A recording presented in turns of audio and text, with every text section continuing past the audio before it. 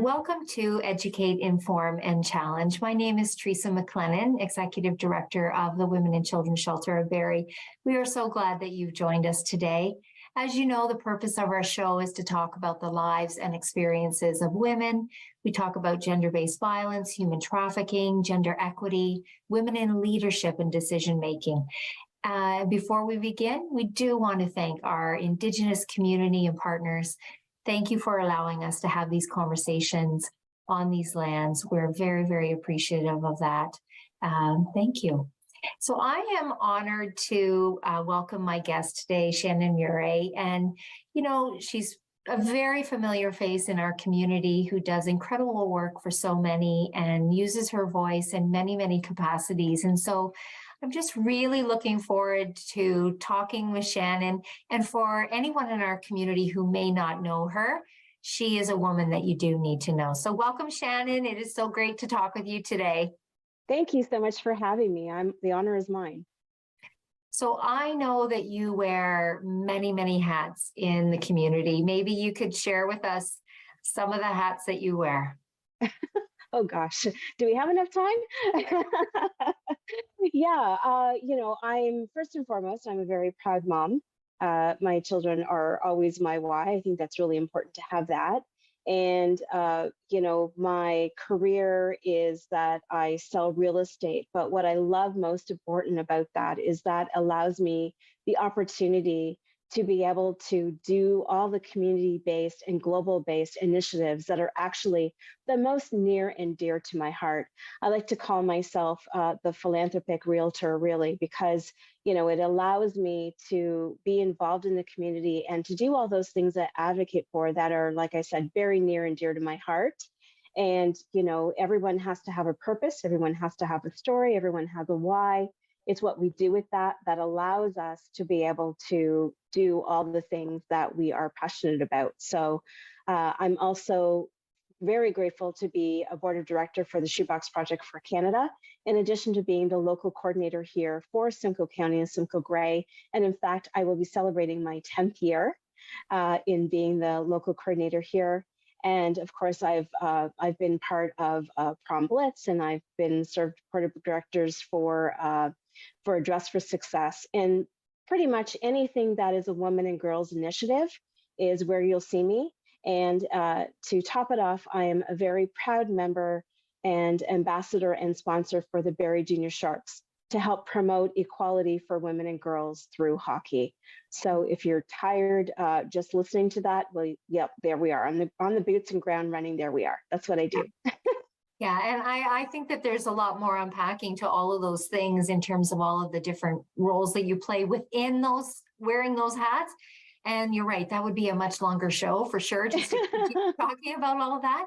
So, what we see in terms of the shelter, I mean, of course, we have to fundraise a lot of money every year, right? And we do see that we can receive funds from maybe an older elderly generation, but we're seeing that generation kind of move on without a new cohort of younger folks coming in behind them. Why is fundraising, giving back, community participation so important to you personally? Oh my gosh. Well, I know that there is such a thing as donor fatigue. So it's really important, like financially, if you're in the position to do that, fantastic. We try to delve into corporations and tax savings and things like that. So, give where you live as an initiative and hashtag that I've come up with. But also that is people recognize time. And there were so many people that want to be able to give of their time and to make a difference. The reason why it's so important to me is just because I have a story of being a survivor. In fact, thriving is what we call it. So, this happened for me well over 20 years ago, for me to be, having fled a domestic violence situation. And I said that my kids are my why. And it was because I looked at them and I wanted to make sure that that generation knew that that was not okay. So for me, knowing that I come from very humble beginnings, I literally had a 1-year-old son, pregnant with my daughter, and nothing but my suitcase and the clothes on my back. So I really started over. And I journaled and the mindset and made sure I said, listen, it's really important that when I succeed, notice I said when, not if, when I succeed, it's really important to be able to give back. So for other people that I come across in this journey, we talk about fundraising, giving back. Every single person has the most incredible story. And whether they share a similar story, it's because they too want to be able to make a purpose of their story and give back. Or when we're looking at schools and teachers, we're looking at parents, we're looking at sports teams. Everyone is talking about community involvement. So everyone in some sort of way wants to give back in some form, in whatever capacity that they're able to do that. So that's really the core of what I see and why I continue to do what I do and why it helps to give purpose and joy in my life. And because you mentioned it, then I'm just going to tap onto that as well. For our viewers, if you have not had a chance to watch the Rogers TV documentary called Shelter Me, please take a moment to find that, Google it, find it on YouTube, and you will hear Shannon's incredible story. And we hope that that documentary and stories of Shannon's and other women is encouraging and offers hope to other women that might see that show. So please check that out, Shelter Me documentary from Rogers TV. So knowing about that experience of abuse that you had so many years ago, and this incredible give back spirit that you have in the community, I know a key piece of that that is in relation to our shelter and the women that we support is the Shoebox Project. Yes. So tell us what the Shoebox Project is. Ooh, the Shoebox Project. It is my baby. It is one, I love this charity and organization because again, we're talking about not only monetary donations, which are great, but it's luxury in a box, it's love in a box, it's thought in a box. It's a way for people to connect. It is sports teams getting together and all the girls, like the junior sharks, they all got together and they worked on this drive, which was so much fun. And I get to see them write personal notes of encouragement to people. And I get to see families come together and I get to hear from parents, oh, this was really great because it taught my children about thinking of other people and giving back.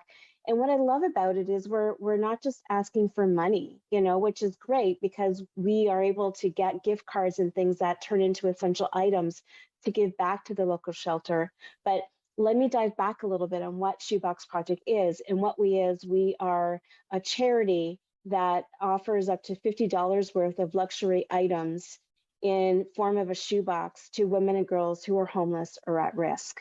So because I lived in affordable housing. I was, that geared to income. And for me, it was baby formula. It was diapers. Oh my gosh, diapers almost killed me. It was, I was a single mom. So how could I afford daycare and then going to work and traveling and gas in a car? So was there anything for me? No, anything for me would be a luxury, right? I wasn't ashamed to say, I shopped at the dollar store when I needed essentials for deodorant and toothpaste and things like that. Like those were a luxury. It was whatever my kids needed to make sure that we had shelter and food. So that's what we're talking about. Sometimes people think it's just homeless people on the street. That we do have that challenge, unfortunately, but it's on the cusp of ownership. It's people like me who are, I would have loved to have gotten a gift like that, to have received a note of encouragement going, Shannon, you've got this, keep going. I had to do that for myself.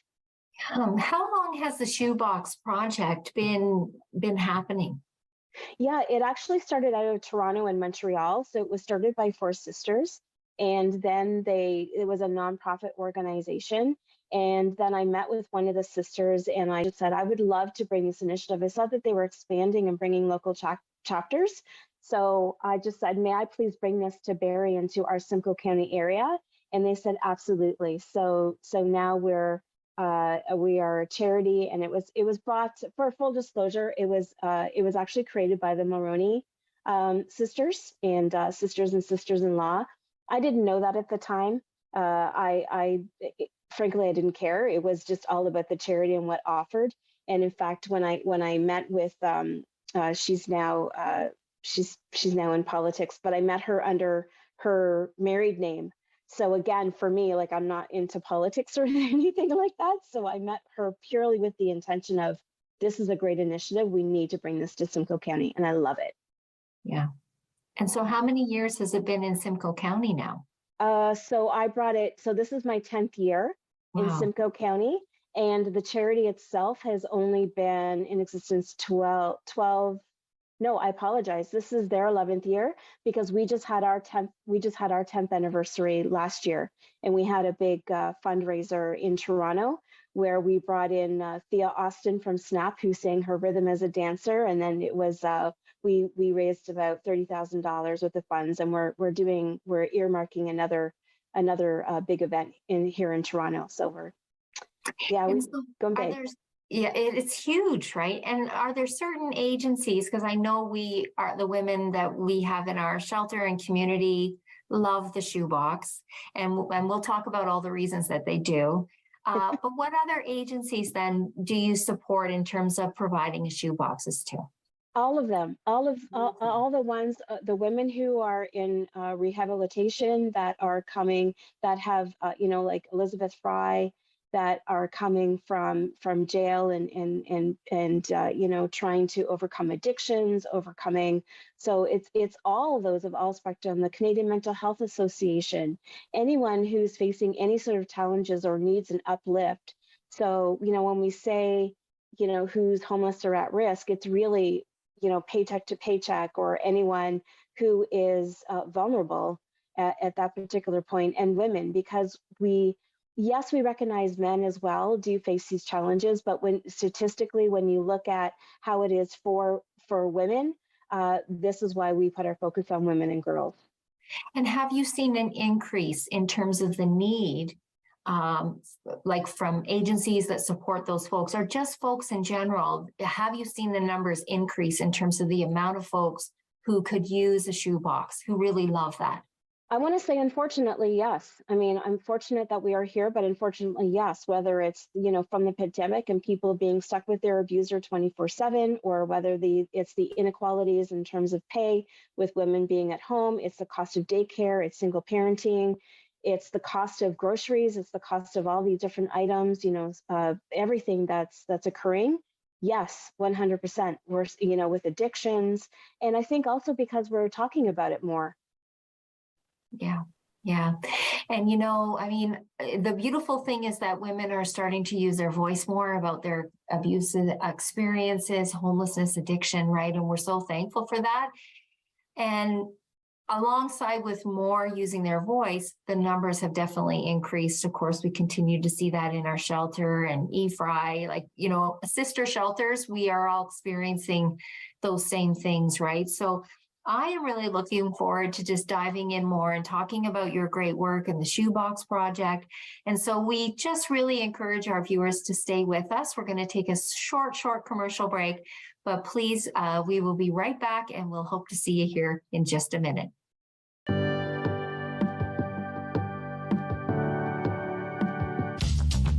This program is brought to you by Ignite TV. Now you're in command. Visit Rogers.com for more details.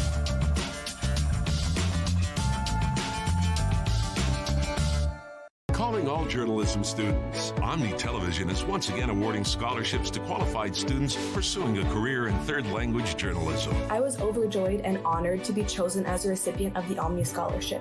It has meant so much for funding my education and allowing me to dedicate more time to my studies. Omni is home to a variety of locally produced current affairs programs and daily national newscasts, broadcast in 6 languages. To learn more about Omni scholarships, visit omnitv.ca/scholarships.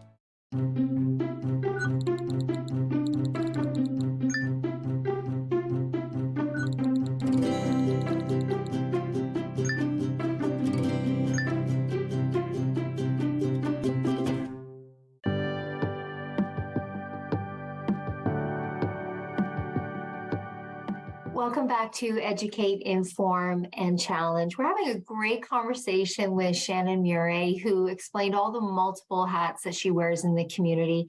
And she is definitely a woman who you should know. She's a woman who gives back to her community, who uses her voice in many capacities. And, she wants to make and help and support our community for all of us to be better humans and for us to get the support that we need. So welcome back, Shannon. I'm just so happy to have the conversation with you today. And I know we've been talking about the Shoebox Project. So, and you also shared your own personal experience of abuse. And so for our viewers to know, the women in our shelter and community are very grateful recipients of shoeboxes.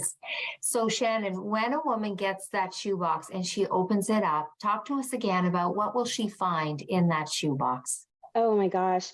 What I love is because it's all confidential, but I do hear from you when it's somebody, whether in the transition or in the shelters.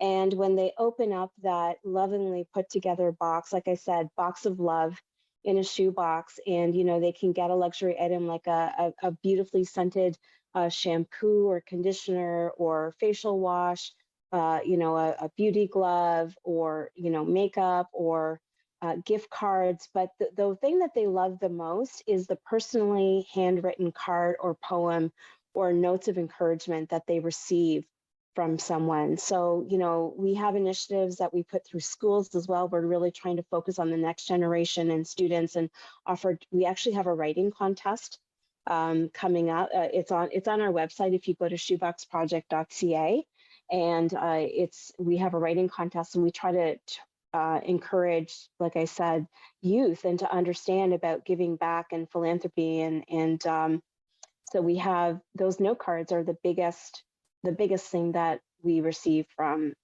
feedback for people. Yeah. There's a couple of things that I would just add to that for sure. For women to know that there are folks in the community who are thinking about them and care about them, to get those notes, it gives them encouragement and hope, because we know that women can be most successful when they know that they have a community around them, encouraging them and who wants them to be safe. And so those notes have meant such a great deal to our women in the shelter. They read them, they keep them. They just feel like someone sees me. And the other piece is, when you talk about these wonderful items in the shoebox, and you think about the cost of things now, but even 10 years ago, the women in our shelter in particular, and who would be using any of those other services like eFry or Busby, whatever that is, cannot afford those wonderful items. It is like a pampering hug, like you talk about, right? That they open these things up. They are not things that women would be able to afford for themselves. And they feel so loved and like women, and they feel special. And we see that every year when those shoe boxes come through, and the looks on the women's faces, it's overwhelming. We are overwhelmed.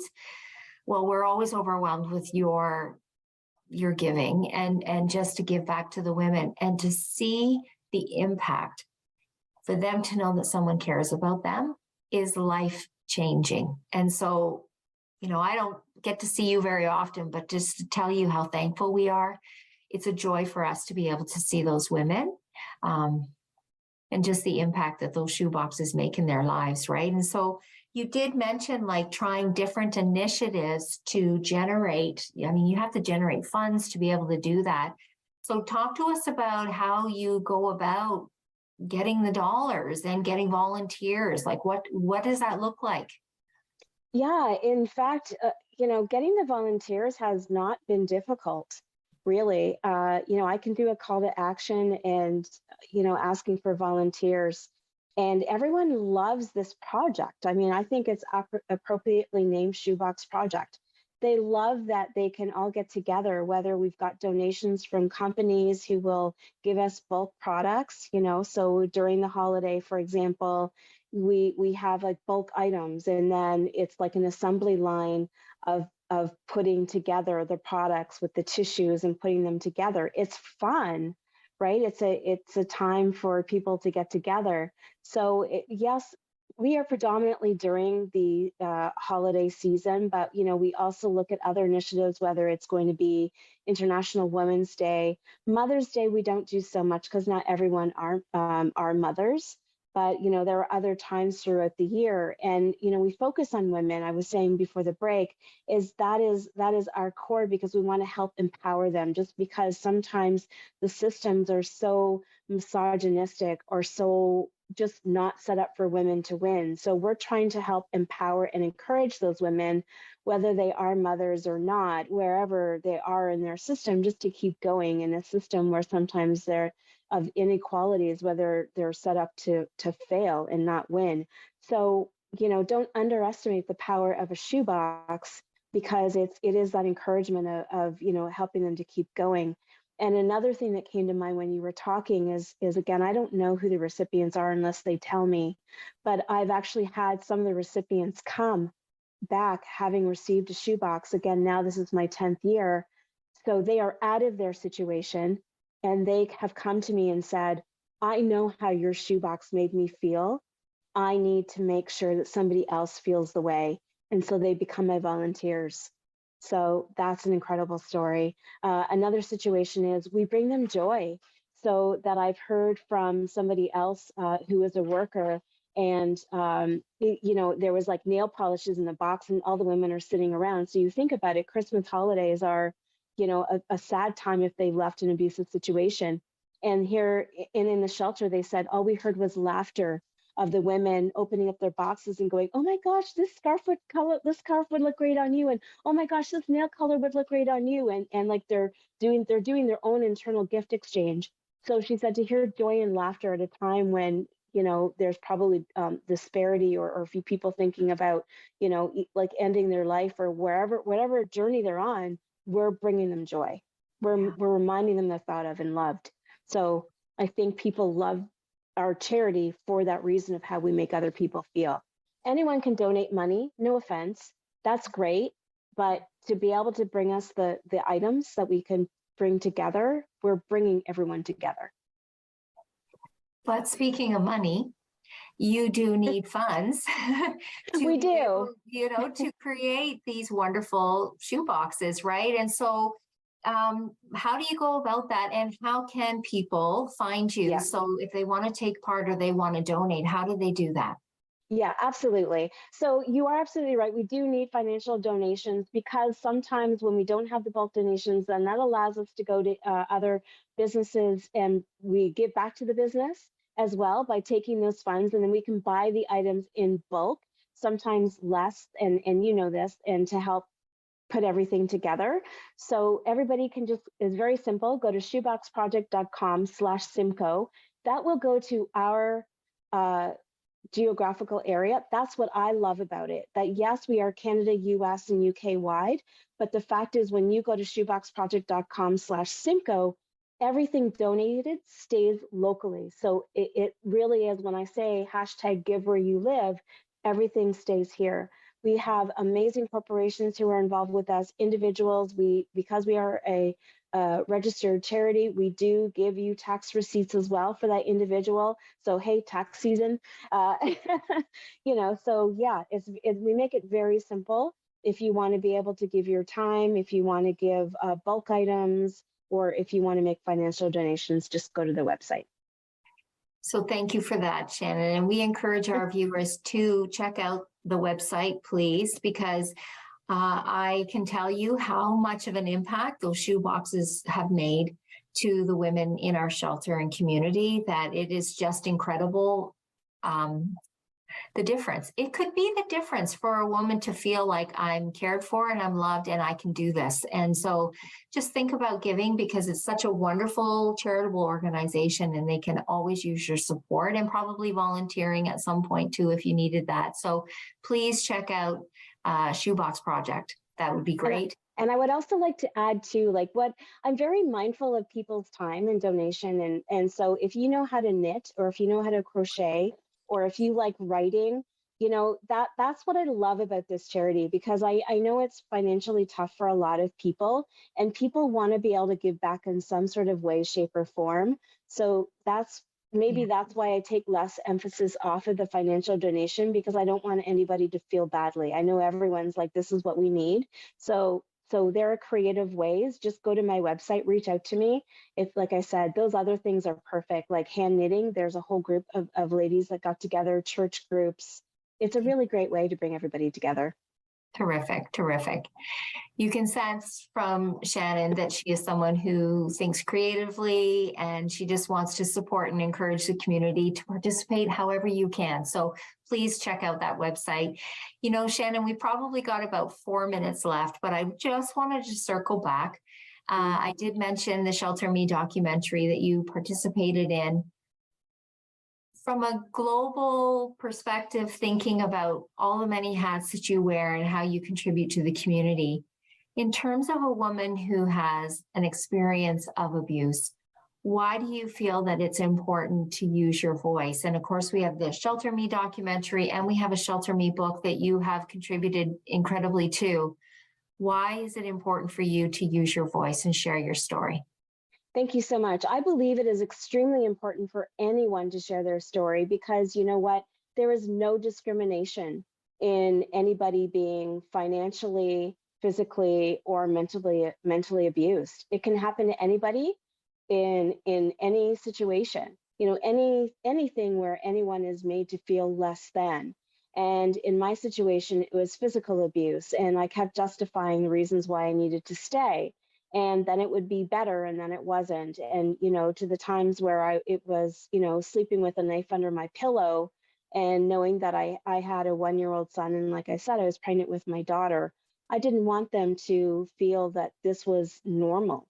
So it was my responsibility to ensure their safety and make sure that my son didn't, grow up to thinking that was okay, and that my daughter was going to live like that. And, I needed to change the pattern. So that was really important to me. My mother had, was a very proud woman, and I thought about all those different things. So I'm grateful to be able to have that story. And by sharing it, it's very personal, and some people may not understand, but I'm with other like-minded people. And, I'm no longer a victim to my story. I'm empowered by sharing my story. So it's not anything to be ashamed of. It happened to me, and it's now my lifelong purpose to advocate, even if it's one person. And that also makes me a really, really great real estate agent, because when I'm working with divorces or those situations, I get referrals from lawyers, and they know and understand. I know how to deal with a very difficult situation and be very discreet. And I know how to handle a narcissist in a situation. And I know how to be impartial. It makes me really great at everything I do, not in an egotistical way, but it's a confidence, and people need to know that they can be taken care of. Yeah. And that's why I do it. Yeah. And I'm so appreciative of everything that you just said, because we are always saying to our community, you can be any woman who has an experience of abuse.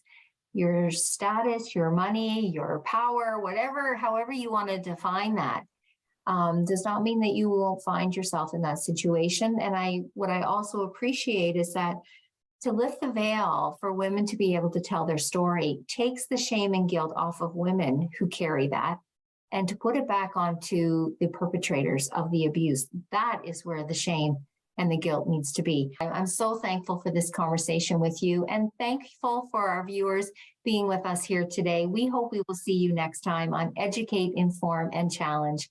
Take care, everyone. Bye-bye.